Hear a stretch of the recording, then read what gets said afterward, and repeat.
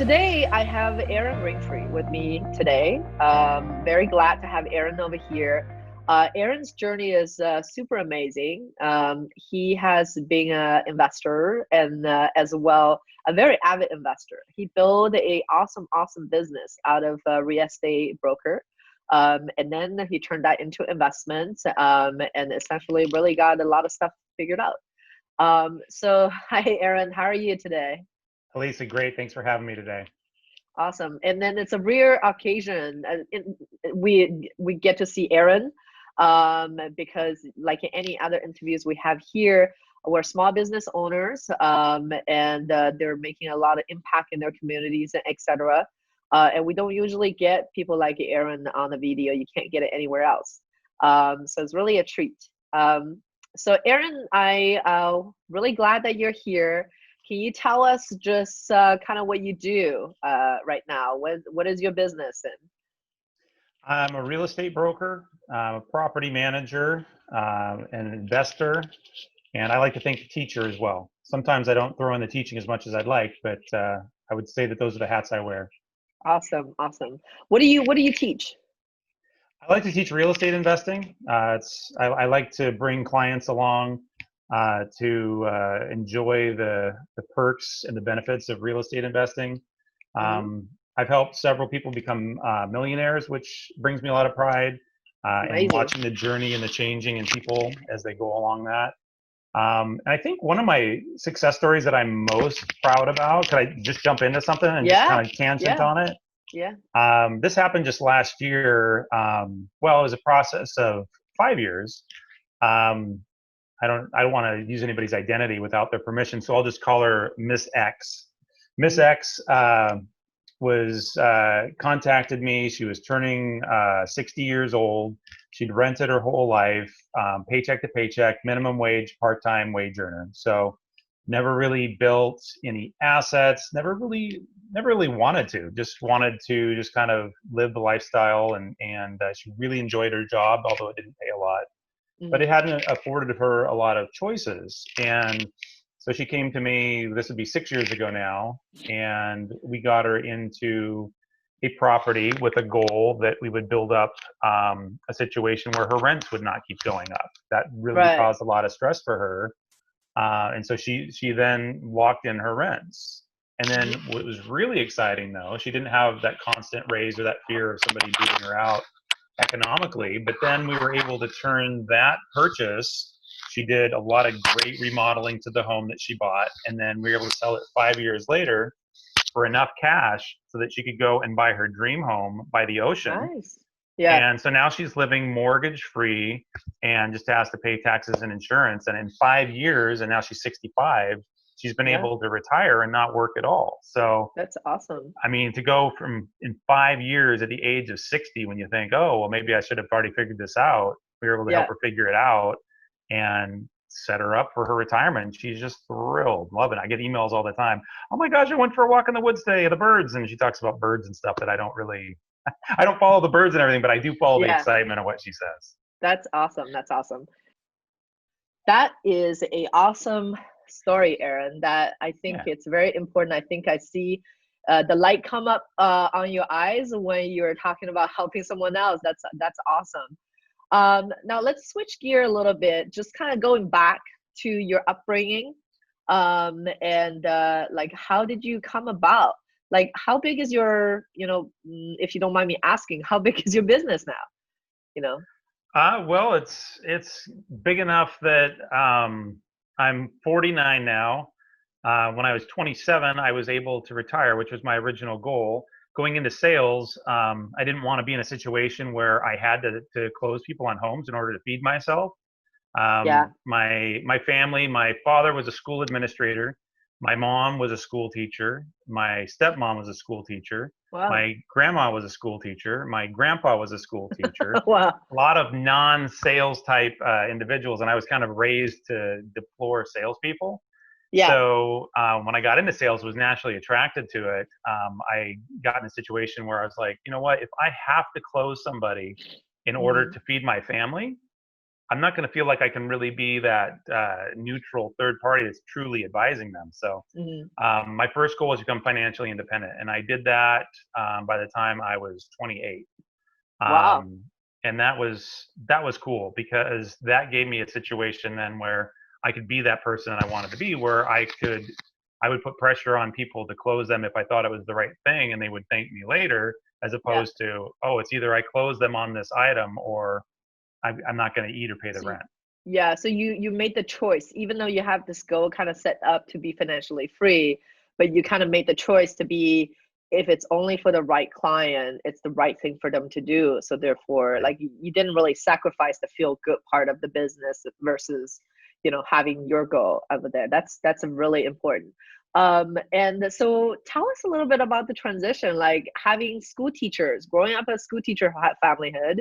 Were you constantly, being beat in the head like, hey, money is dirty, that type of stuff? Like, how did it kind of like, if you think back, how did that kind of like brought you the early education about money? Like, how did you get that?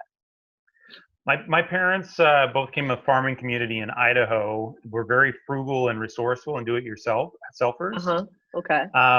But my earliest memories about money were that money is a source of stress. Yeah. I remember, like, this must be, I was probably 5 or 6 years old, and I remember my parents were applying for food stamps. Yeah. And I remember they got shut down because the previous year they'd made too much money to qualify for food stamps. This year, I guess they call them, like, they don't call them food stamps anymore. What do they call them now?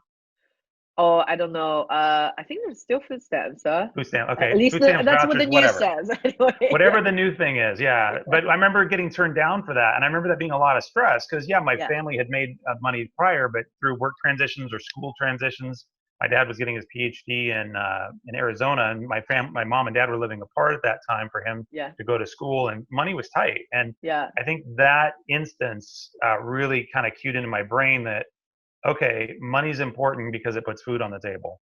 Yeah. And money can be a source of stress if you don't have enough of it. And I think Right. that really cued into me to, you better work hard so that money's not a problem and you can put Yeah. food on the table. And your family was kind of discussing that with you openly. Like, how did you find out? Like, cause I can't think about like maybe taking the kids to go apply for food stamp, or like, how did that work? It's a long time ago now, right? But I Yeah. remember being in the house that I was first raised in until I was about 6. I have this like image in my head that's kind of burned in there of sitting at the dining room table Yeah. and watching my mom on the phone, or those old phones that you grab them on the wall and they have the long cord and you have to like stay Yeah. close enough to the wall. I Yeah. remember her talking on that phone and trying to do this all over the phone. And I was just sitting there. I mean, Uh, I don't think it's something where she thought, oh, I'm going to teach my son a lesson about this. It's just yeah. kids, like, we both have kids, What are are you doing? sponges, and they just Yeah. absorb. So Yeah. I Yeah. definitely absorbed that, and it became very important to me from that point on. Not necessarily like I intellectualized it at that point, but the Yeah. lesson stuck with me. That as I got older, more sophisticated in my thinking, it eventually became very important to me to become That's successful with money. That's awesome. So now take us back to kind of where your first venture was, like do your own thing, like making money or something. Because did you had a goal, like when that food stamp happened, you couldn't possibly be like, I want to retire early at age 5 or 6, right? But like Right. when did that kind of formation happen, and then you kind of got your first taste of job? I'm guessing you started with a job. Yeah. Yeah, my first job isn't too sexy or glamorous. My first job at 12 was digging ditches. So Oh. that wasn't too exciting. But I did start working at 12 and then had multiple jobs, growing up through high school and college. But I think kind of to get back to your question about where did this stuff kind of start to form, my Yeah. dad I would kind of come from a two like opposites. My mom and dad are definitely opposites. My dad's super conservative, concerned about balancing the budget and really, kind of staying on track and having a plan. My Yeah. mom's more the entrepreneurial spirit. When I was growing up, I remember another distinct memory I remember from my childhood. I think it was fourth grade in Mrs. Moore's class. Mhm. Um, it was Halloween, and my mom came in to do some parent teacher, assistance or whatever, and she Yeah. brought her guitar, and Oh.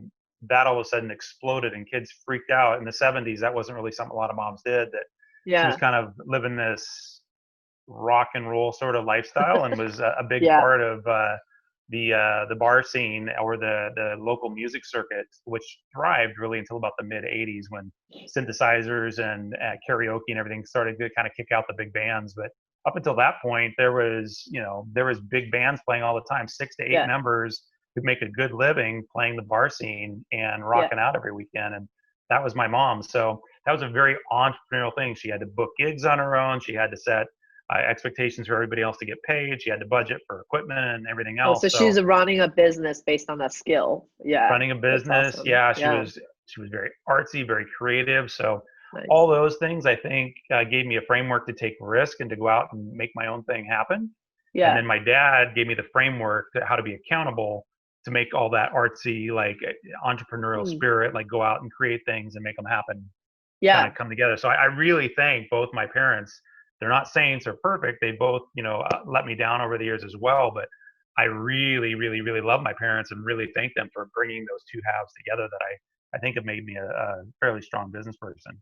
Yeah. Yeah. That's a very unique skill sets. Now tell us about your 12 years old. How did you get a ditch, um, digging the ditch job? Like, how did you Well, approach it? my dad Yeah. would tell you I was lazy because he started working in the fields of the farm when he was 6, driving tractors, Uh-huh. hauling hay and picking up hay, cutting the hay, Yeah. that kind of thing. So weak city kid started when he was 12.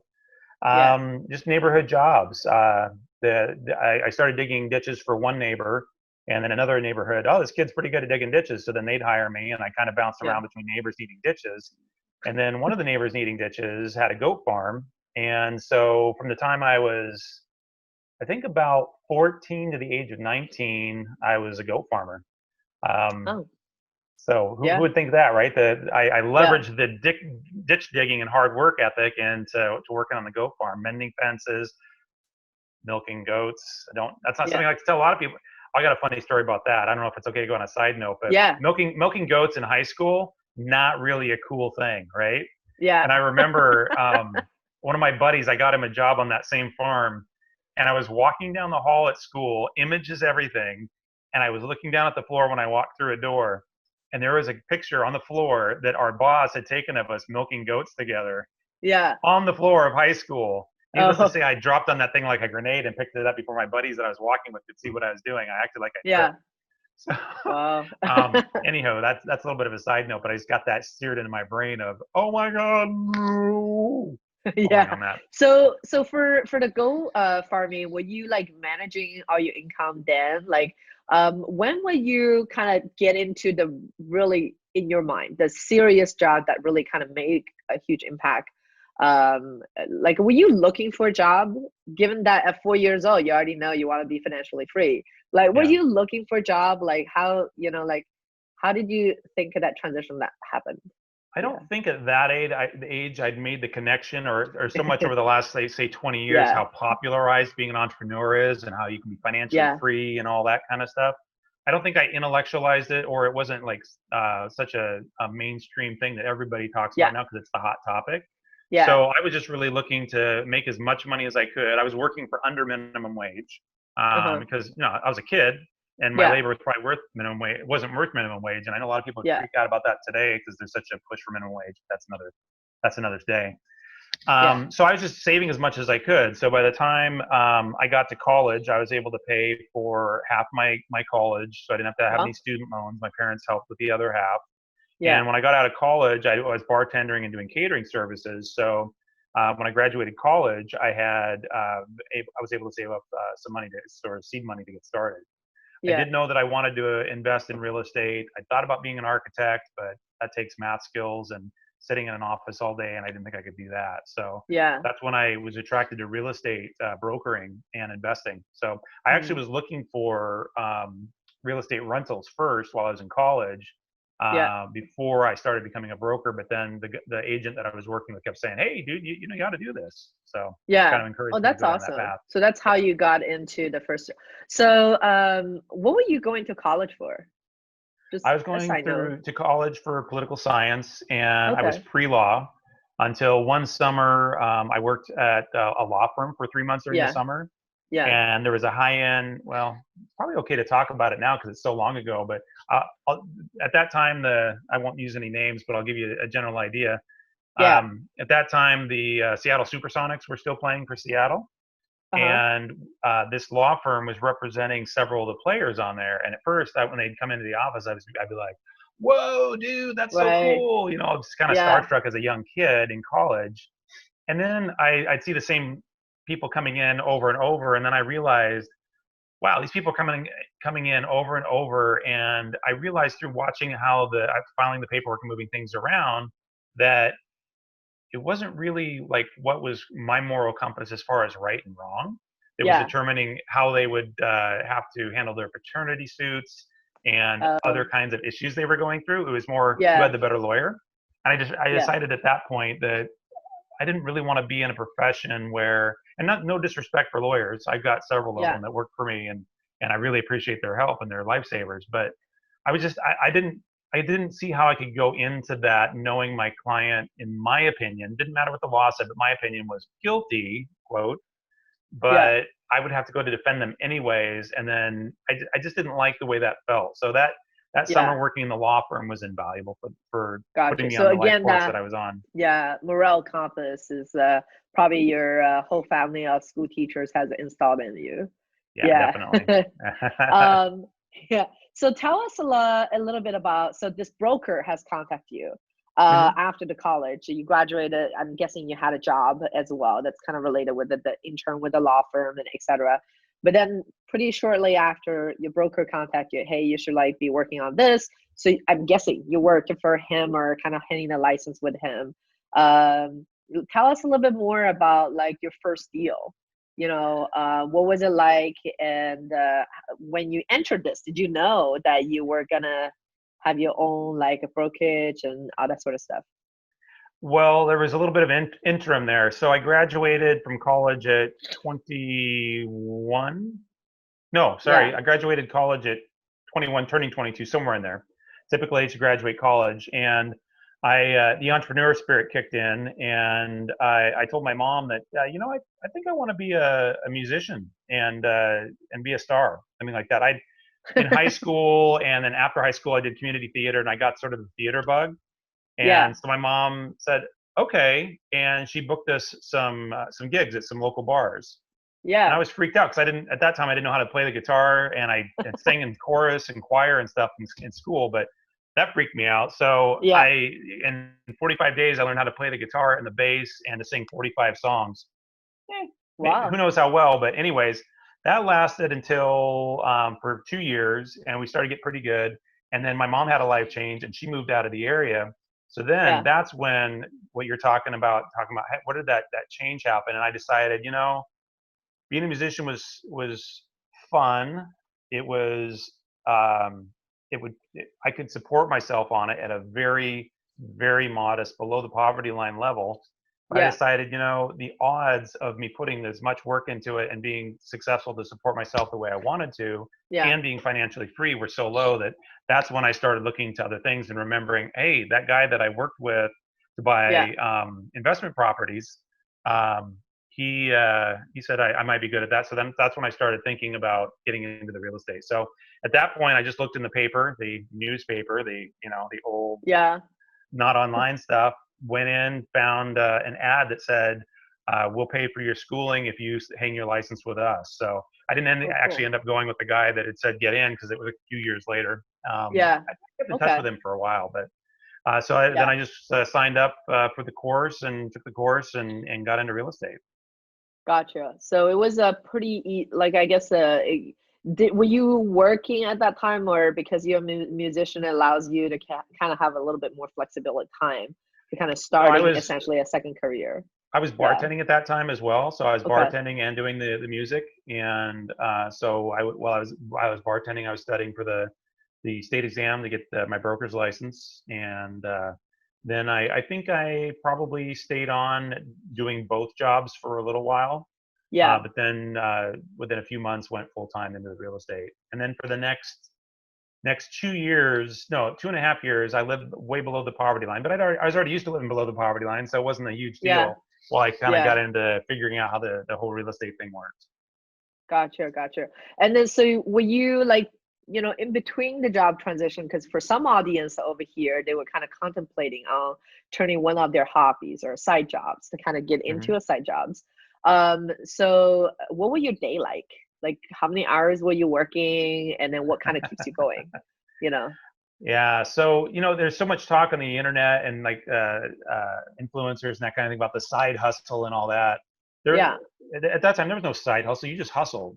So whatever you got Uh-huh. to do to make it happen, roll up the sleeves. I was working. I remember I was in the university district at UW, living in the key to being able to do what you want is keeping your overhead super low, right?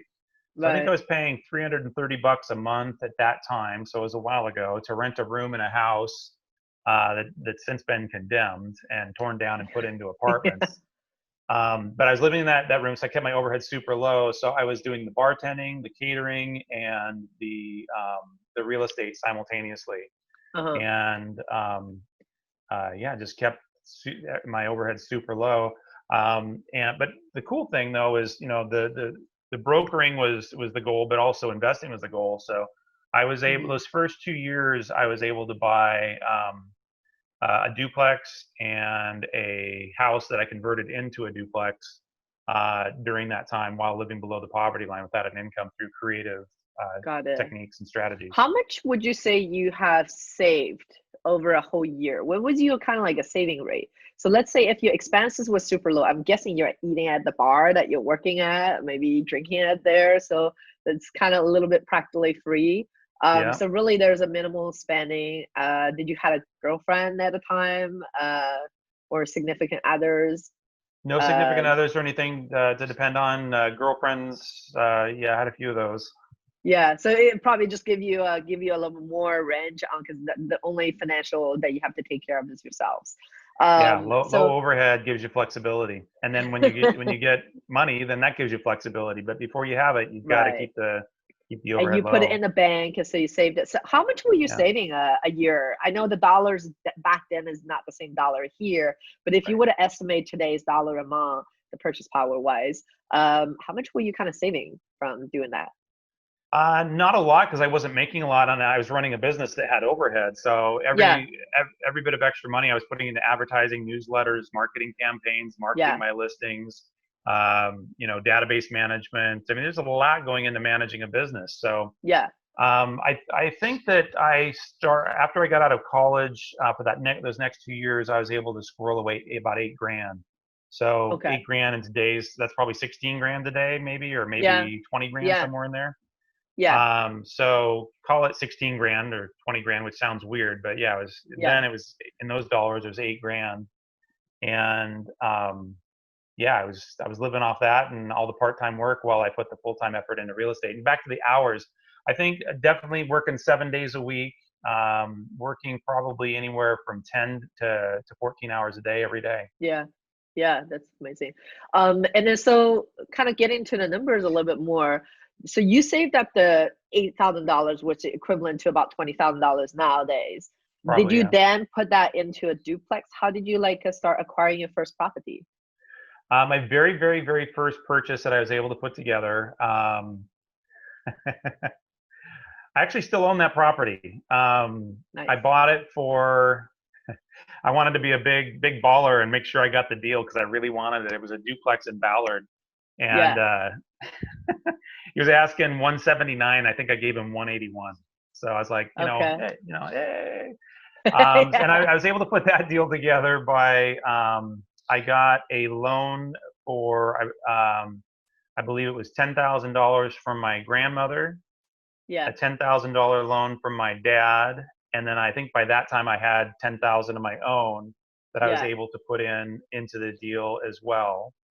And proud to say, which I think is super important, is I know people. I deal with people's finances all the time. I know people squelch on family members, but I paid my grandma off early. I paid my dad off early, That's and awesome. through their generosity and giving me loans, which were with an interest, so they did well too. Yeah. Yeah. But yeah, I was able to put that together, and that was my first deal. Second deal after that, I had no more money, but I Right. was able to buy that on an owner contract with zero down. Nice. Nice. So Yeah. back then when the market was still there, which by the way, the market may be turning into that again, and you may have opportunities to do so. So were you living at the duplex when you purchased that duplex, and how did that whole setup work? So are you still living at the $350 a Yeah, month I property? wanted to move into the duplex because I was like, oh my Yeah, gosh, this is so exciting. I want to move into my house, but it yeah, didn't pencil. I think I would have had to pay like $600 a month to, or maybe even $800 a month to live there. But in my yeah, room in the U district, I could still rent that for $330. yeah. So I rented there and owned that, and then bought the other house and owned that. And then I bought a couple more places before I moved in. I ended up moving into the second house and I stayed there. I stayed there for 14 years until I got married. Nice, nice. Okay, that sounds good. So tell us a little bit more. When you first get into the business, what are the stuff that you were learning? Because it sounds like you were trying to put some systems together for just running your brokerage. And then I'm guessing once you acquired a property, you were able to kind of continue that bookkeeping, etc. But like, how did you learn like all the process? What are some process that you keep in place to kind of just start that business? Yeah, I think finding myself was a key part in that, which might sound a little foo-foo or weird for some of your viewers, but yeah, something that was huge for me was I first got into the business and I had that school teacher kind of salesman or evil kind of misinformation in my head from yeah. all the background I had. And my first mentor or first boss or person that was guiding me in a very like close them hard, close, always be closing mentality of sales, which is Yeah, not me at all. So not only right. was it not congruent with who I was, but I got a nickname in my office, Yeah. and they called me Flipper. Do you remember that? Remember that TV show that was in the 70s and 80s? Flipper. It's a No. dolphin. Okay, You're well, dating yourself. anyhow, Right, right. I was right because I was hustling. I was willing to work hard. I was writing up a Yeah, deal a week, yeah, and which is incredible for any level of agent, but yeah, especially for a newbie, writing up a deal a week is insane because I was taking this yeah, guy's advantage, and I would close, and I was writing up a deal a week. They called me Flipper because 2 weeks later they'd flip out and they'd fall apart. Real estate isn't like selling a uh, microwave, right? yeah, You can yeah, you can yeah. probably force somebody into a microwave and they'll probably hate you for the rest of your life, but they'll buy the microwave and just go on with it. But real estate's a Right, process. You don't just right, push somebody into a piece of real estate and then with their contingencies and everything, they're like, whoa, did I want to buy that or is that guy just slick?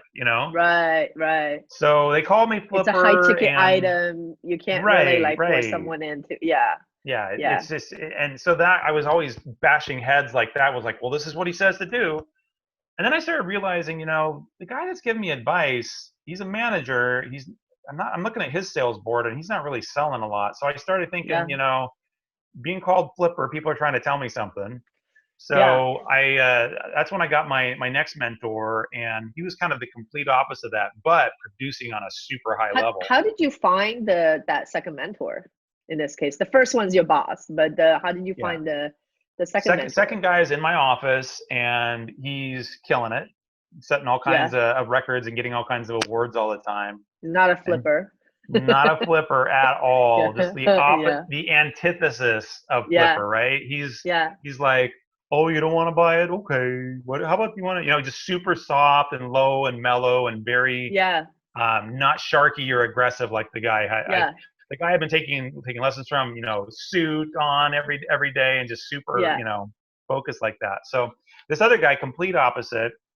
And I'm about into the second year of my career that now, living below the poverty line. I closed a couple deals here and there, but Yeah, still well below what's considered poverty. And I found this other guy who got me congruent with becoming who I was as a salesperson and yeah, a broker. And I just watched what he was doing. His approach just clicked with me. It's like, okay, he's my mentor. That makes sense. I'm going to do what he does. yeah, And within about 6 months of working for him, I became his assistant, yeah, which was good because he was paying me a little bit here too. Now, again, I might have been below the poverty wage then, but again, I don't care about what the minimum wage is. I care about the yeah, value as I'm getting.